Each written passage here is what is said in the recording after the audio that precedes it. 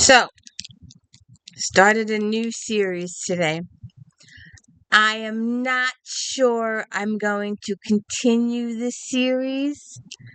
Um, Welcome to the D. Louise book series. I'm Christina Kristina.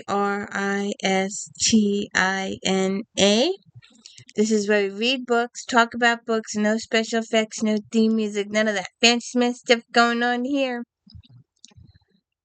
So, I'm not sure I'm going to read the next book. I might. I'm not sure. I have to think about it a few. This was a new series for me, a new author for me. I'm trying to gather up the Eve books, but that's a longer series and the books are harder to get a hold of.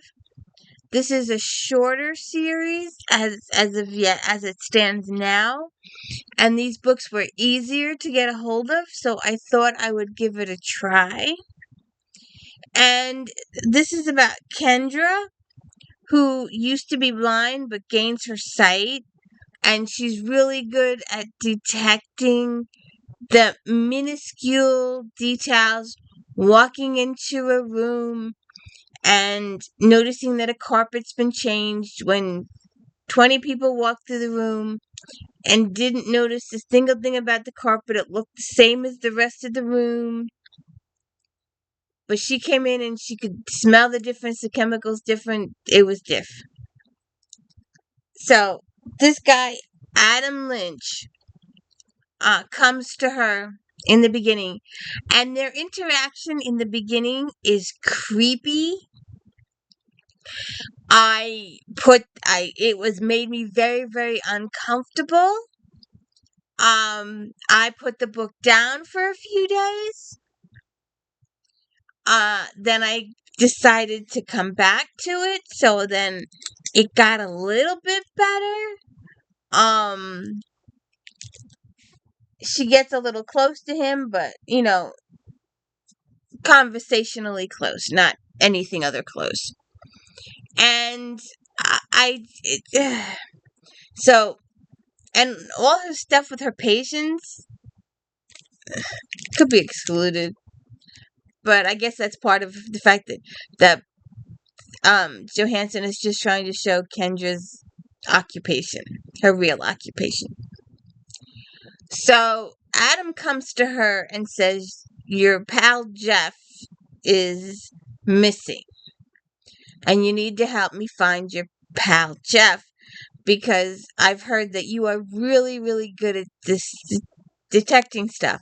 And like I said, she walked into the room and knew that the carpet was changed, even though it was supposed to be absolutely perfect to the rest of it. Or she walked into a room and she knew things were different and knew someone had been in without anybody else noticing these things. She also has a little bit of an awkward relationship with her mother. She has a relationship with her best friend Olivia. So Adam comes in. She's I guess a kid shrink, but a psychologist, but she's got all these amazing extra talents. And when I first started the book, like I said, it didn't.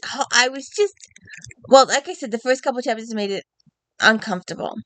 The relationship between Kendra and Adam was just.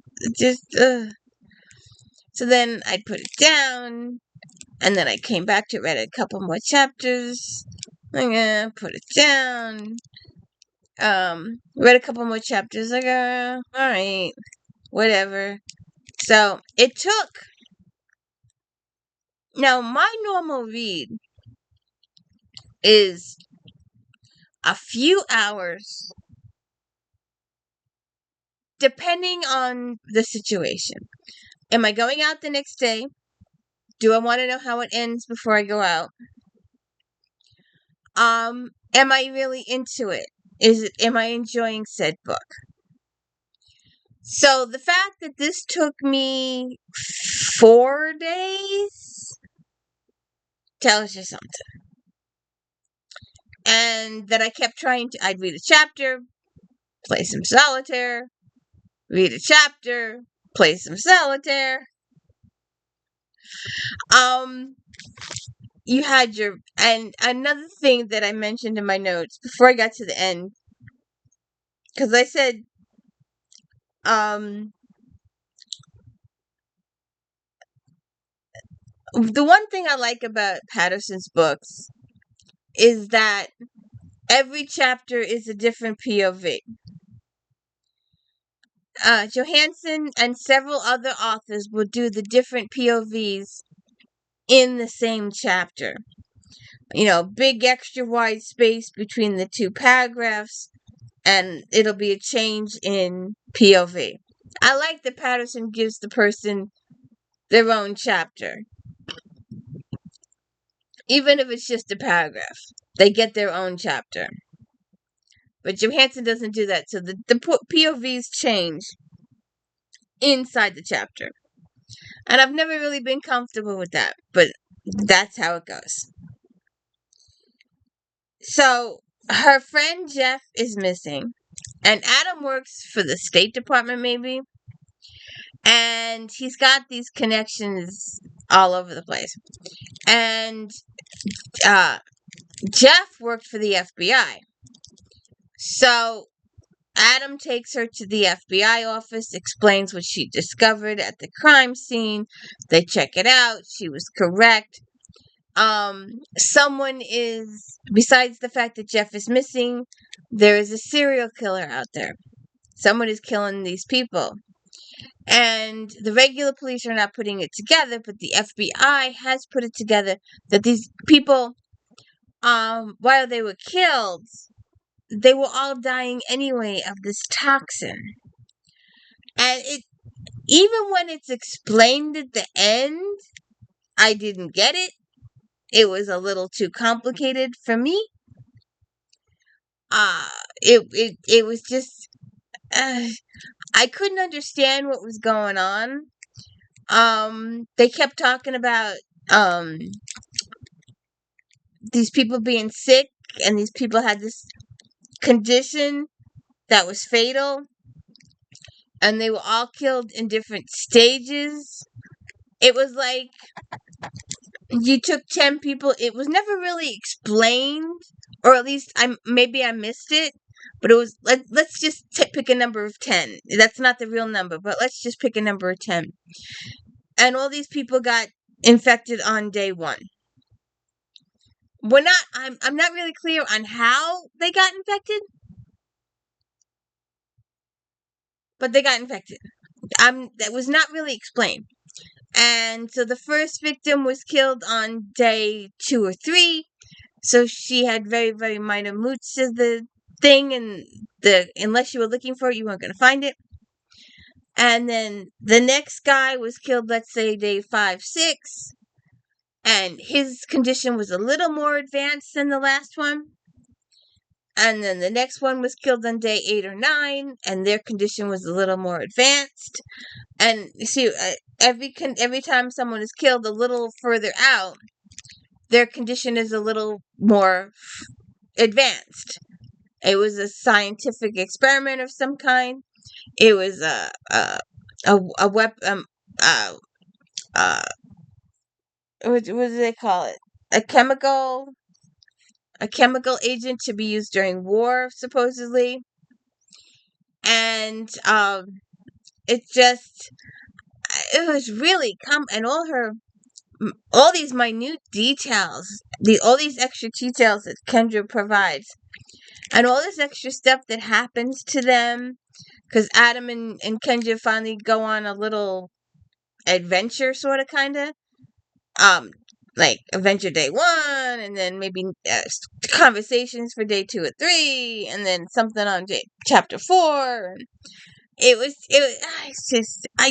didn't flow very well for me. Maybe the reason it didn't flow very well for me was because I kept putting the book down.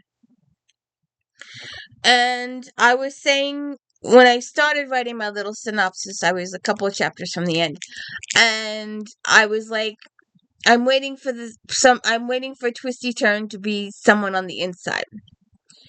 And when the major person involved turns out not on the outside. It was definitely an outside person. I'm like, oh, okay. And then he's got some, people working under him. You got the head guy, and then you got all his underlings under him, right?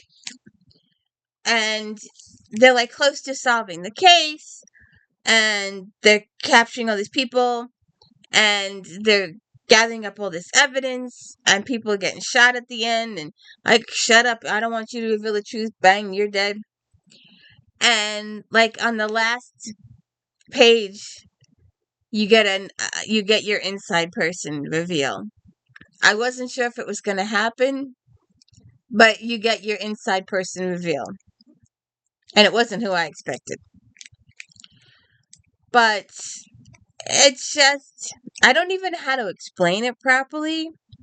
Let's just say that Adam and Kendra are looking for Jeff, and they investigate all the different crime scenes. Then they investigate all the serial murders that take place. Many people get killed. Some almost survive, but then the bad guy gets to them and they end up dying in the hospital.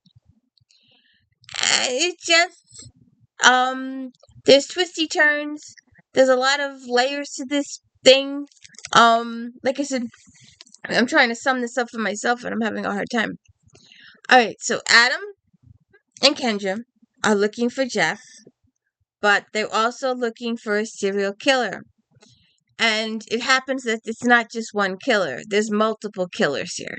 There's multiple people doing the killing. It's not just one person. And they're also looking for the reason why this is being done. And there's lots of people involved in the being done, in the operation, what the bad guys are doing. We get some flack from the good guys, and it just, I don't know. I don't know. We'll see what happens. But to find out if they find Jeff, do they find him dead? Do they find him alive? Why did they want him? What did he have? What did he know? Who the bad guy is on the inside? What happens with Kendra and Adam, if anything? And what happens with Olivia, her best friend? And what is all this chemical agent that they're talking about? And why are they producing it? Is it a government thing? Is it a weapon of mass destruction of chemicals? I don't know. But if you could hit the like and subscribe, I would appreciate it. And I have almost 2,000 videos out there, so if you could go hit the like and subscribe on all of them, that would be awesome. Because this channel's no one watches this channel. But I could use some watches. I just want watches. And views. I guess it's the same thing. It's been a day. Have a good weekend. Or week. I forget what day it is. Thursday? No, Tuesday. Tuesday, Wednesday. Have a good one.